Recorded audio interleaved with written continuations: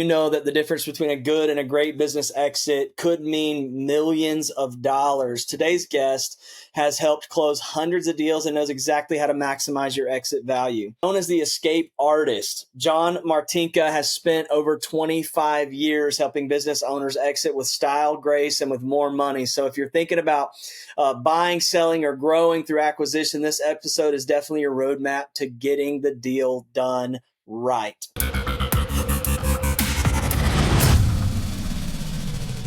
Welcome, everybody, to Own the Exit. This is the show that helps entrepreneurs build and exit successful businesses. I'm Caleb Edwards. Today, we're joined by John Martinka, co-founder of Nokomis Advisory Services and author of Exit with Style, Grace, and More Money. John has helped close hundreds of deals and especially known for helping executives transition from corporate life to business ownership. John, just want to welcome you to the show.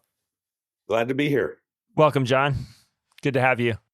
Yeah, pleasure to meet you. And absolutely, John, you're known as the escape artist. How did you get that moniker, the escape artist name? Well, the quick story is working with a mentor I had and just talking about things, and he said something that fed right into the escape artist, and it just made a lot of sense. Yeah. And about 10 years ago, I trademarked it. I trademarked it for the work that I do. Yeah. You can be an escape artist in a lot of different fields. Trademarks are only industry specific. Sure. And it's cool. People recognize it. They remember it. That is cool. Yeah. So John, what kind of caused you, I guess, or led you towards kind of focusing more on that side of things, the business exits? Were you in business kind of previously and then kind of just fell into that? Because that's kind of been your focus on helping businesses kind of exit, right? Yeah, that's a big part of it. We do some succession plan work and do some growth by acquisition for clients. That is a part of an exit strategy is grow it. Acquisition can supercharge that. Mm-hmm. Serendipity is how I got into it. I became a good friend. We were in a back-to-back presidents of a local Rotary Club. Mm-hmm. We were pretty similar in age. Closer in age than to a lot of the other members, and we hit it off. And all those board meetings, we got to know each other. And one day it was something along the lines of, "I've always thought you'd be good in this business." Mm-hmm. And the timing was right, just like everything in life. Right. Yeah. So I'm always curious to ask questions of especially folks who've been doing it like you for over 25 years in the industry. What is the most memorable deal story that you have? Well, let's start by saying you hope there are not memorable deal stories, that everything goes really, really well. Yeah. So if we flip that around, I'll tell you one that I love to tell this story because it comes down to everything is relationships and communication. And I work in the lower middle market. I'm not competing with the investment bankers, and I'm not doing what Main Street business brokers do. But it's still, this is often it's the baby. The legacy is important. Right. The relationships go everywhere, buyer, seller, bank, family.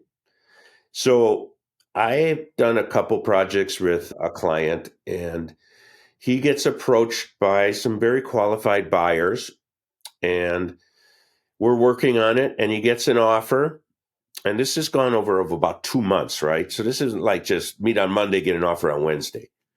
And he goes, "I guess I better tell my wife." And she did the opposite of laughing. She exploded. Now, the marriage, it turns out the marriage wasn't all that great at that time, but she just exploded. And even though he was puzzled, he said, she hates the business. She just doesn't like this dirty fabrication business other than all the money it kicks out. And she just said, "You don't trust me. You should have told me this first day." We were sitting then in a meeting at the CPA's office and talking about things. And she goes, "What if I say I won't sign the agreement, purchase and sale agreement?" And stands up and walks out. Wow. Yeah. But doesn't she want to get rid of it, though? If she didn't like it, wouldn't she want to take that check and be done? It was a trust thing. He didn't. He kept her in the dark for months. Yeah. Huh. What I'm hearing you say is from a if I look at it from a principle standpoint, what you said before of it all being about relationships, this is kind of an example of that philosophy breaking down. Would you say that experience informed that kind of understanding that you have of this is really a relationship business?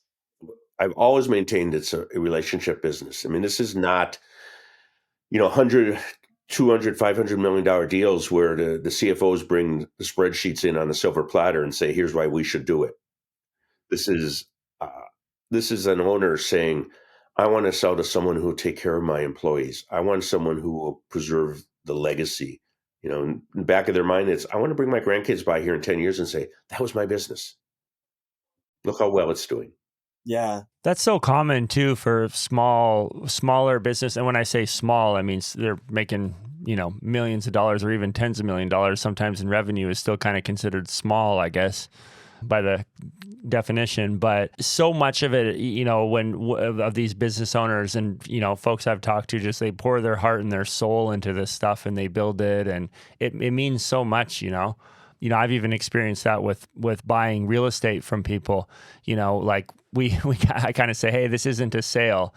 It's just, a transfer of the stewardship of this asset, something like that, right? Because it's I'm being silly, but to them, it's like, no, we want somebody that, it's a transfer of the legacy and we're going to be the new, guardians of that, because, people, especially they've built it themselves or whatever, where it's been decades in the family and, businesses are like that so often. So it sounds like those are mostly the people that you're dealing with, right? Or a lot of those owner operator type folks.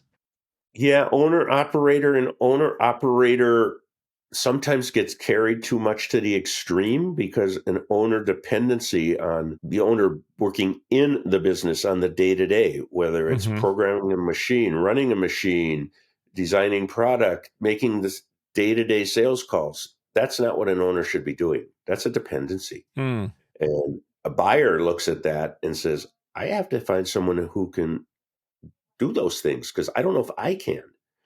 And that could be an extra expense they have to add in. Yeah. Yeah. So that really kind of pivots well to the next question that I was wanting to ask. When people are preparing to, when they're building their business with the end in mind, they're thinking, I want to build this business in such a way that I can sell it one day and I can get top dollar and it can be, this business can be my retirement plan, if you will, right? I think business owners, especially early on, most business owners struggle with learning how to delegate out those things that you were just talking about, or even learning how or having the ability to get the systems and processes out of their head and onto, some type of operations manual or things that, SOPs, and being able to write out the process so that those are trainable functions within the business. Those are things that we obviously have seen, that we know that but what are some of the other kind of top mistakes that business owners, kind of first time sellers, make? Well, first of all, let me digress a little bit off of or add on to what you just said, because last spring I went to an industry event and it was a panel discussion, but the main panel person was the guy who he and his partner had sold a business for $70 million. Mm. And one of the things that stuck with me, he said, the two partners realized as they started the selling process that they did way too much in the business. There's a company selling for 70 million and they were doing day-to-day stuff. Wow. And so that is, like you talked about, delegating is a tough one because you delegate, you got to let people stumble. You got to be there with the safety net, but you got to let them do it and learn. Yeah.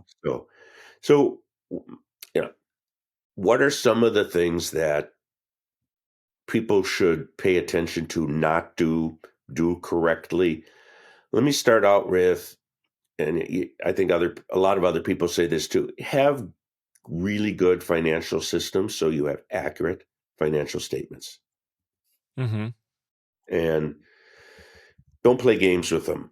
You know, the owners who blend the personal and business checkbooks, or I'm going to buy a new truck every year or every other year because I get to deduct it and I don't want to pay taxes. Well, you're paying for a truck you don't need just to save a little bit in taxes. Mm-hmm. So, good, honest financials, and so you have accurate statements is a big one. Too often the accounting department in a small, mid-sized business is the weak little stepsister off in the corner, like the Cinderella. Mm. And I think of one client, I had a consulting client a number of years ago, and the owner, his wife, and the general manager all gave instructions to the accounting department, and none of them knew anything about accounting. And then you get statements from the owner like, it says we're making a lot of money, but how come we don't have any in the bank? Yeah. Mm. Yeah, that Yeah. happens. Do you see that happening quite often on these smaller businesses? Because I think business owners are, whoever starts the business is usually not accounting oriented, right? Their sales, their marketing, their excitement, their visionaries. They want to Yeah. create a product and bring something and they're like, who wants to do that, right? the accountants stay up and do numbers, after work. But you got to figure out, you got to build that out, or it sounds like have somebody to do that so that you. Yeah, that's common. I just made a big sale. Well, did you look at the margins? Uh-huh. Well, you made a big sale, but is it going to be a profitable sale? I'm on the board of a couple companies, and one of them, someone just left, and it was like, well, we're going to let him go anyway because he generates a lot of revenue, but almost no profit from that revenue. Mm.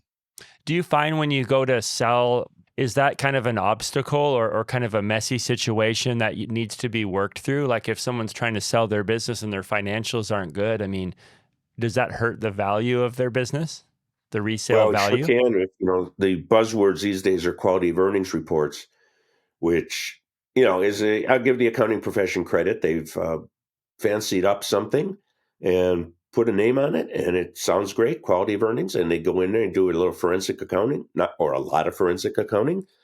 And if your stuff isn't up to speed, they're going to come back and say, your earnings really weren't $2 million.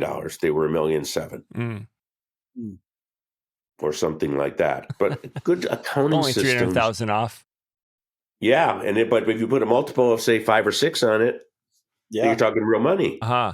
Yeah. So the last 3 clients we've had deals close on had pristine books. Wow. No personal expenses, did things correctly. Yeah. One owner, I said, do you run any personal expenses through the business? And he looked at his controller and said, she won't let me, Uh-huh. even if I wanted to.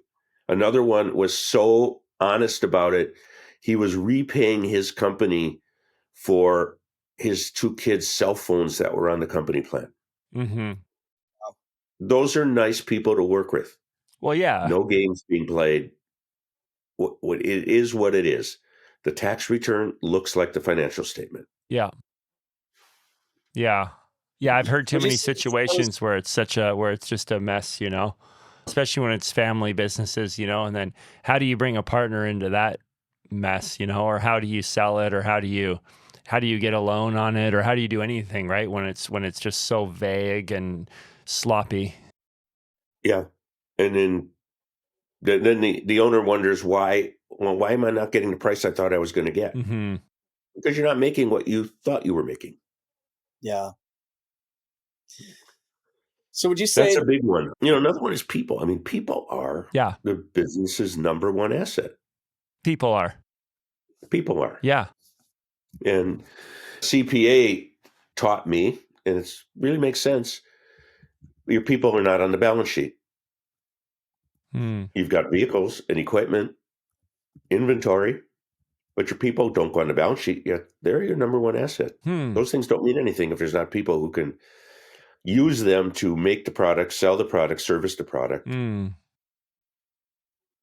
so how have you seen with a lot of these lower middle market companies that you focus on, there's probably still a little bit of that like family business type feel in quite a few of them, and the things like that, I would imagine, at least. And then there's a lot, there's a lot of the loyalty piece with people, right? They work for the company because they love the owner, they love the manager, they love the, the how does that get factored in with the deals that you've brokered, where the risk of possibly losing these people when it transfers ownership? I use a diagram in the book, and actually probably in all my books. It's a three-legged stool, Mm-hmm. and the top of the stool says employees stay, and one leg is the employees, and one is the buyer, and one is the seller. And it everybody is worried one of the other legs is going to disappear. The Mm, buyer's worried that employees are going to leave. The employees are worried they're going to lose their job. The seller's worried the buyer is going to not keep his employees or her employees, and he wants those people taken care of. And yeah. everyone wants the same thing. They're working there for a reason. A lot of people could make more money working for a huge corporation, but then they're a number. And it might not be easy to say, I'm taking off at 4 today because my kid has a game, a recital, or something. I'll come in early tomorrow. Can't do that at a huge corporation all the time. Yeah. Have you ever had a deal that went south and didn't end up going through, or something really, intense happened or whatever, and it was related to that fear of losing, specifically losing the employees, losing the people? We have very few deals that die because we pay extra special attention going in to make sure Yeah. that they're going to come out at the other end. I will tell you one that came close, and it's a great lesson. The owner did not want the buyer to talk to the management team before closing. Mm. And the buyer and the seller, they're sitting down in a room, and the buyer looks over at the seller right in the eye and says, "You may think I'm buying your company. I'm really buying your people." Mm. He ended up talking to the management team, and Wow. the deal went through. The deal went No, through. that guy said no. He would have walked. Wow. Wow. Yeah. Wow. So that buyer really understood. Sounds like that buyer really understood, what you're saying, how important the people are. Yeah. This was a service business, but even if it was manufacturing, those people got to run the machines. And Totally. Yeah. John, do you see a lot of times where is it typical where the employees then they stay on because I would assume the new buyer wants them because they're the ones that are most familiar with their roles. And do you see where buyers come in and kind of try to get rid of them and they think they can do it better or whatever, or is that pretty normal for, hey, all you have all built these roles. You guys are the reason we're even buying this because it's been successful up to this point. Is that pretty normal to keep everyone then? it is normal, and it should be. Yeah. What about the seller? Do they a lot of times, because I have a friend who sold a business and they kept him on for a couple years and they merged with some other businesses. They gave him more responsibility actually than he even had before. But the part of the deal was you need to stay though. Yeah, that's becoming more and more popular, especially as deals size grows. Mm-hmm. If you're someone selling a business for a couple $1,000,000, they probably want out, and the buyer wants them out. Mm-hmm. But if you're selling a business, well, we just had a deal close a few months ago at 15 million, and yes, the seller is staying on for at least a couple years. He got a little bit, not much, but a little bit of rollover equity. Uh-huh. So he's Uh, motivated. So he's kind of incentivized to kind of keep it going and continue. yeah, he wasn't. He loves the he loves to work with the customers and doing sales, but a lot of times they just want to get out of the what it called the administrivia of running a business Mm-hmm. and the risk. As one of you mentioned earlier, a lot of them have a big chunk of their net worth is in that business, Mm-hmm. and if they can get some dollars off the table and still be active, but do what they want to do. We had a deal early, almost a year ago, and the seller, he just said, I can't manage any more people. I'm not a people manager. Mm-hmm. And the buyers group bought it, kept him on. And we had lunch a couple months ago, and he said, I'm having more fun than I had in years because I'm just doing what I want to do. Mm-hmm. Yeah, that's awesome.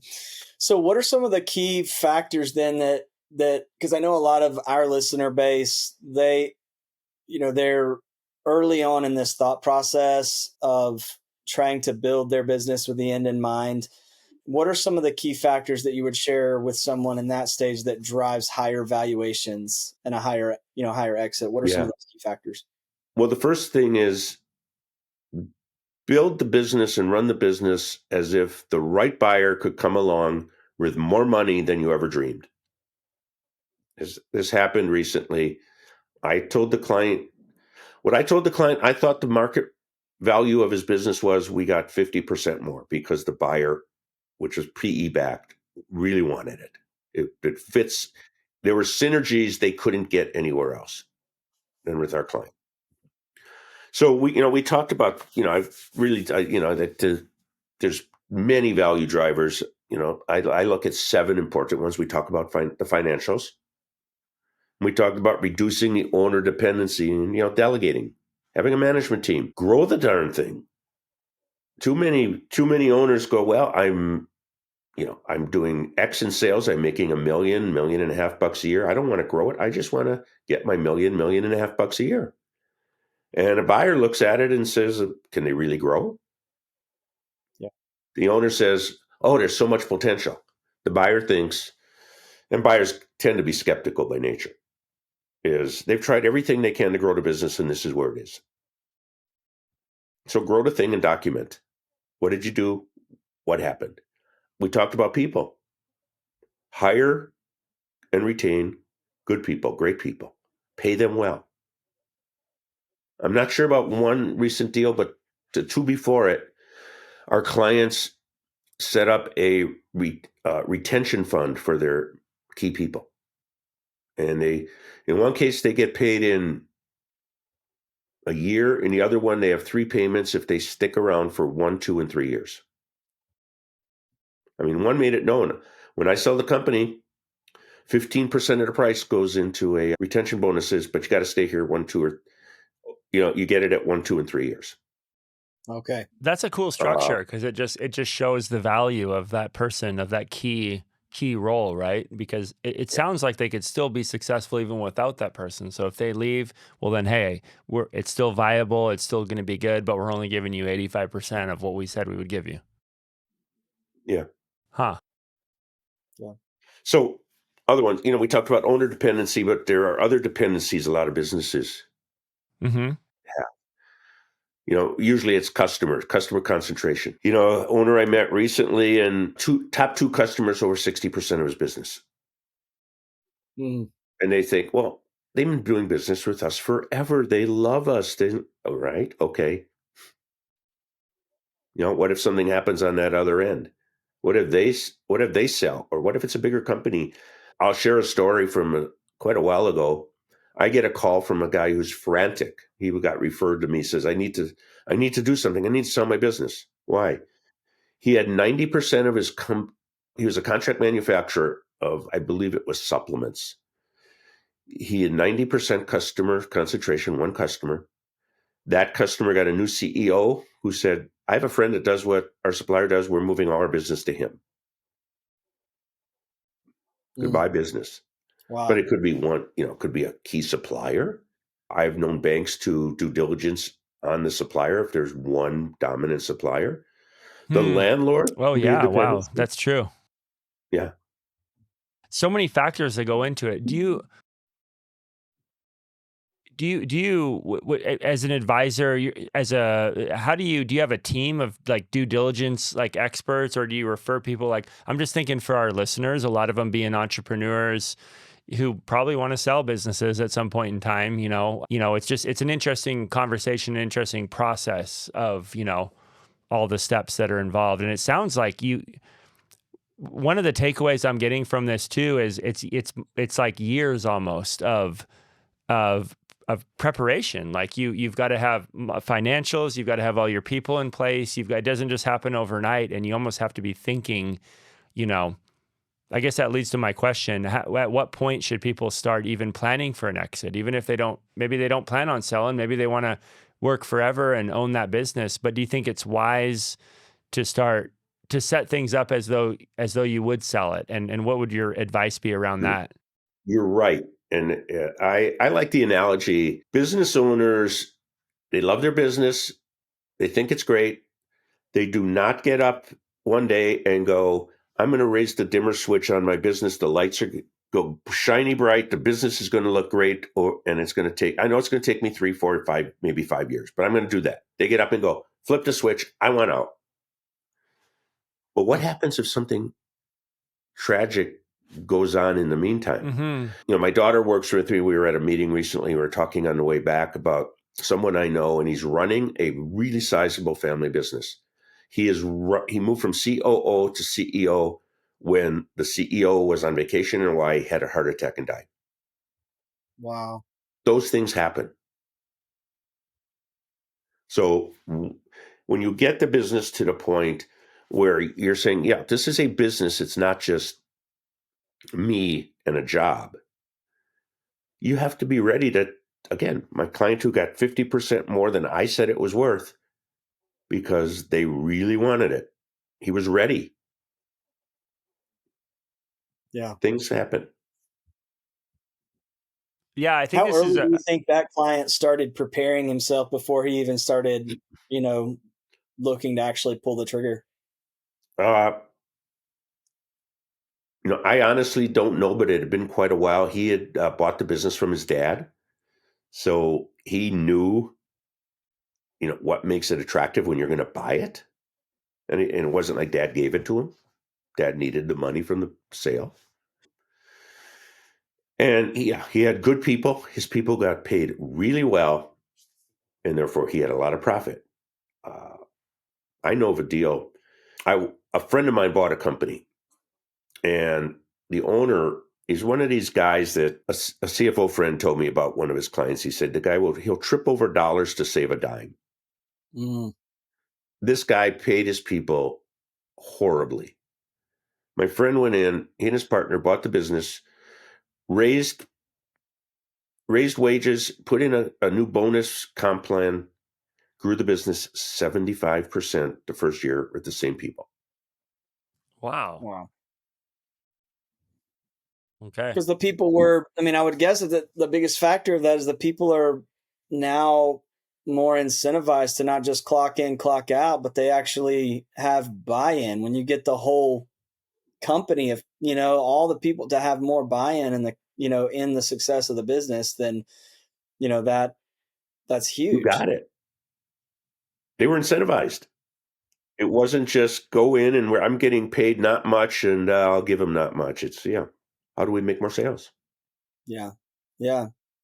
One other thought I was having, because kind of along with owner operators, do you see that the owners of these businesses kind of pay themselves kind of a market salary, or do they just kind of, hey, whatever's left, I guess I get that, And how does that kind of factor into the valuation? Because if that person needs, because it kind of gets muddy, right? Like for a lot of It small does. businesses, I would imagine. Yeah. If we cut right to the chase, any bank, any good buyer, any appraiser is going to put in a fair market salary for the owner. If the fair market salary is 200 grand and they're paying 100 grand and taking distributions, there's 100 grand less profit. If they're taking a $400,000 salary and it's a $200,000 fair market salary, there's 200,000 more profit. Okay, so it just kind of gets it reconciled, based on the new Yeah. appraisal or valuation.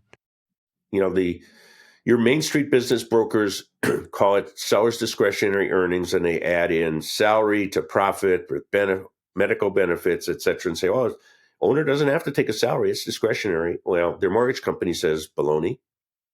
Yeah. You need to have a salary. The bank says it. Mm-hmm. I've known banks. I know banks will go through and say, is this enough money to you maintain your lifestyle with your mortgage payment, car payment, kids, that you can get out of this business as an expense?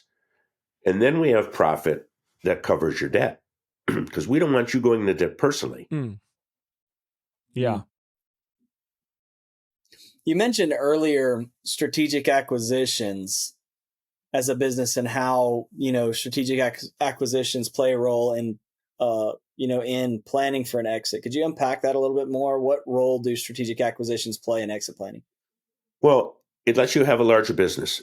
And when you have a larger business and you can have synergies that improve margins and improve operations, broader customer base, all of that, your multiple goes up. Mm-hmm. So if you're doing 10 million and making 10%, and you buy a company doing 5 million making 5%, all of a sudden you're a $15 million company making $1.5 million. But maybe that $1.5 million is $1.6 million or $1.7 million because you've got some synergies that you're able to reduce costs. Mm-hmm. And you grow it for a while, and a company, there's little rules of ranges of value, but a $20 million company making 10% is going to sell for a higher multiple than a $10 million company making 10%. All other things being equal, no customer concentration, same industry, et cetera. And they're also going to sell for a lower multiple than a $50 million company. All other things being equal. Yeah. So it gets you up there. It shows that you can do it, that you integrate another company. You can say to a buyer, yeah, we've bought a couple companies. We've integrated them. No problem. We know what you're going to want to do to integrate us. Wow. Yeah. But you pick up customers, a new product line. The one deal I talked to you about, our client did same industry, but they did some things that the buyer didn't do. And the buyer's looking at it and saying, what they do, we are now going to do for our existing customers and add that service and get more sales. So what I'm hearing you say is the role that strategic acquisitions is playing is not only does it, obviously enhance revenue, drive up the multiple, but it really proves the ability for that business to be integrated into the buyer's. Yeah. Right. Yeah. We know how to integrate. So we'll help. We know what you're going to want from us. Yeah. This is a great conversation. I'm learning a lot from you here, John. Mm-hmm. I appreciate it. We're going to hit some quick rapid fire Q&A. Some of the things that I know our listeners will be interested in. What's the best piece of exit advice you would give to a business owner in one sentence? Let's see. One sentence: be ready, be honest, and be realistic. That's good. That's really good. That should be on your website, John. That'll be your tagline on the homepage. Yeah. Is that a line? Is that a line in your book, or did you just? No, I just came up with it now. Oh man, well I think you got a new book idea on your hands. Yeah, I was at a meeting recently, and it was talk at the table before we start the program, and someone said, "What makes a good client?" And I said, they're good people, they're honest, and they'll listen to advice. Wow. That's great. What's the most undervalued aspect of exit planning? It's attitude. My business is so special. Why would I need to do that? It's the greatest thing since cold beer or sliced bread or put them together. Oh, wow. It's attitude. So I don't need to do those people things. have a little bit of a higher estimation, I guess, because maybe they're like, this is my baby. My baby's awesome. It's my baby. Yep. I created my baby. My baby's amazing. Yeah, you got it. Yeah. Yeah. What's the biggest red flag when evaluating a business? Well, usually the biggest and usually the first is the financial statements. And I'm not an accountant, but I tell people I'm really good at seeing inconsistencies. And if it's on the financial statements, then the accountants can dive into it. And I'll give you an example. I asked someone it was just last year. I said, how confident are you in these financial statements? And it was this blustery 100%. Then why are there balance sheet items on the income statement? Oh, I didn't know that. That's usually the starting point. Wow. Because what does everyone ask for first? Financial statements, banks, buyers. investors. They want to see the numbers. Yep. Absolutely. Yeah. Well, hey, we're kind of coming to the end of the show. We usually like to jump into the exit round and ask the same couple of questions to all of our guests. So we're going to dive into that real quick. Aaron, why don't you kick us off with that? Yeah, for sure. So the exit round, we kind of asked this to everybody. What is your favorite business book? My favorite business book, besides my own, I would say $1 Million Consulting by Alan Weiss. Okay, that's a new one. Yeah, I'll have to check that out. It's an old book. First edition came out about 30 years ago. So I think there's like 10 editions now. Okay. By new, I say we don't have a lot of guests mention that one.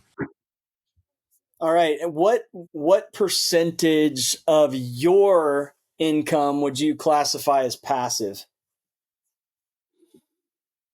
Very little. Very little. You're a worker. You're a worker. Yeah, I know. Everything we do is a project-based fee. So Yeah. I'm not looking to bill hours. I'm looking to be efficient. I don't have to say, I'm going to go research that and charge someone 5 hours of research. I can say, I'll get back to you in half an hour and give them an answer. Mm-hmm.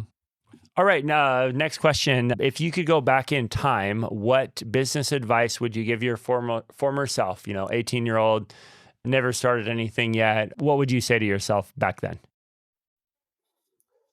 I'm going to answer that question in two parts.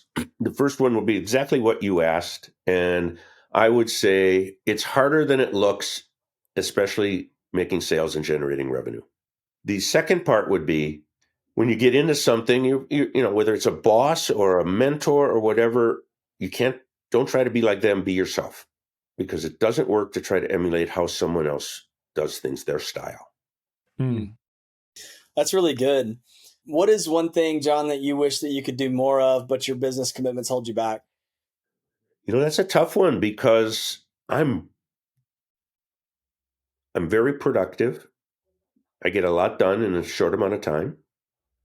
I'm not sure there's a whole lot. Probably, I guess more would be maybe just some stuff, personal stuff around the house and things like that. Yeah. But I'm pretty productive, and it's not like I'm working 12, 14 hours a day. Yeah. And I love the freedom. I mean, you guys have similar type of thing. I love the freedom of, if I want to take off this afternoon, but I also want to work on a proposal tonight or do something on Saturday morning, nobody's going to know or care. Yeah, that's nice. All right, last question. What's your strategy for creating time freedom and financial freedom for yourself? Time freedom and financial freedom. Time freedom it's one of the things I learned from that book, $1 Million Consulting, is charge based on the value you provide, not the time you put in. Mm-hmm. And it's a problem attorneys and accountants and others have because they're all charging by the 6-minute or 10-minute increments. So they have to put the time in versus I'll get this project done for you in 2 months and don't worry if I put in 10 hours or 100 hours. And just time is put things in your calendar and make them sacrosanct. If you say, I'm going to do marketing or I'm going to take off or I'm going to walk the dogs at 3:00 in the afternoon, do them. Don't put in time just for time's sake. So by freedom, you mean like you like taking ownership over those hours of that day, where if you say you're going to do something, then you do it and no one's going to stop you really. Yeah. And it's bigger picture too. Like, I do every year we do a charity project we're working in schools in the country of Antigua and Barbuda in the Caribbean. I can do that. I can go away for 2 weeks. And these days it's easier than ever because you can be in touch. And when you tell clients, I'm going to be gone, I'm going to be in a different time zone. And usually what I tell them is, we're 4 hours time difference. I will, don't call me at 5 or 6 o'clock when it's 9 or 10 p.m. there. And I won't call you at 8 a.m. when it's 4 o'clock at home. Right. Wow. And they're understanding. Yeah. And you can get just as much done. And these little devices these little computers we carry in our pocket, allow you to get a lot done when you're not sitting at the desk. John, I really appreciate you jumping on the show. Yeah. It's been a really great conversation. I look forward to learning more from you. And I know all of our listeners have learned a lot. Just kind of taking a moment to speak to our listeners. If you are finding a lot of value in John's insights, I want you to check out his book, his most recent book, Exit with Style, Grace, and More Money. John, can you let our listeners know where they can get your book? Amazon, that's where I sell it. Excellent. Buy his book on Amazon, Exit with Style, Grace, and More Money. Be sure to hit subscribe for more episodes of Own the Exit. Any kind of closing thoughts for us before we wrap the show up, John? This was a great discussion. I mean, you guys asked some good questions, and I think it's one of the better ones I've been on. And, I appreciate you having me. For those people who are listening because they are thinking about an exit, as a good friend of mine says, have a Nike moment. Just do it. The things that will lead to that good exit. Awesome. Let's do it. Okay. All right. Thanks, everybody, for listening to the Own the Exit. We'll see you next time. See you next time, everyone.